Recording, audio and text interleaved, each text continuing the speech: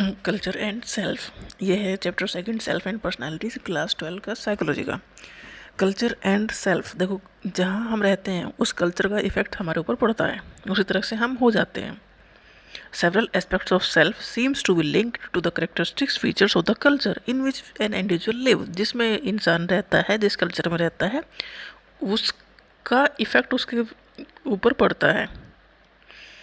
जैसे कल्चर होंगे वैसा ही इंसान बन जाएगा। जैसे कि in the western culture, European countries में क्या है, the self and the group exist as two different entities.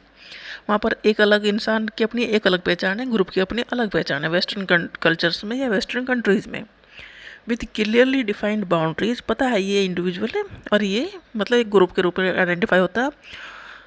जैसे कि इंडिया में ऐसा नहीं है, इंडिया में ग्रुप की ज़्यादा पहचान है। Individual members of the group maintain their individuality. In European या वेस्टर्न कल्चर में इंडिविजुअलिटी पर ज़्यादा जोर दिया गया है, खुद के ऊपर ज़्यादा जोर दिया गया है। मतलब मेंबर्स किसी ग्रुप के मेंबर होने से ज़्यादा इंपॉर्टेंट है कि वो एक अलग इंडिविजुअल है। वेस्टर्न कल्चर में self and the group exist as two different entities. Self और ग्रुप दो अलग बातें हैं वेस्टर्न कल्चर में, जबकि इंडिया में ऐसा नहीं है, ग्रुप से हमारी पहचान होती है। Individual members of the group maintain individuality. In the Indian culture, the self is generally not separated from the one's own group. ये कहा था ना मैंने।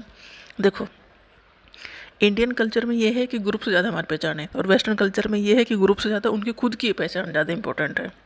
मतलब वहाँ इंडिविजुअलिटी पे फोकस किया जाता है, और इंडियन कल्चर में ग्रुप के ऊपर ज़्यादा फोकस होता है।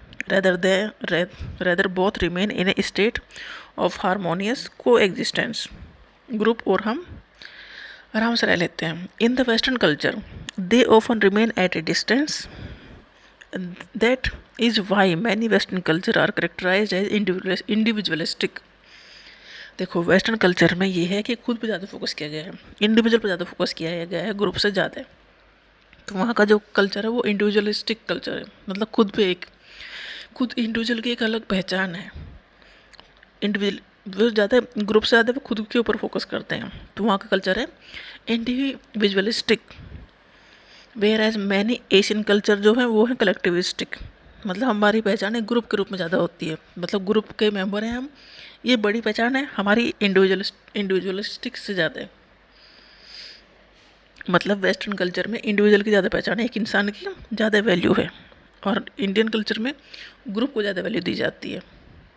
तो ये कल्चर का पार्ट है, कल्चर की वजह से हम ऐसे हो गए हैं। इंडिया में रह रहे हैं तो हम फोकस कर रहे हैं कलेक्टिविटीज़म पर, और अगर वेस्टर्न कल्चर में अगर पैदा होते तो इंडिविजुअल फोकस करते। तो मतलब कल्चर का इम्पैक्ट है ये कि हम किस तरह से बिहेव करते हैं, मतलब कल्चर का इफेक्ट पड़ता है हमारे खुद के सेल्फ पर।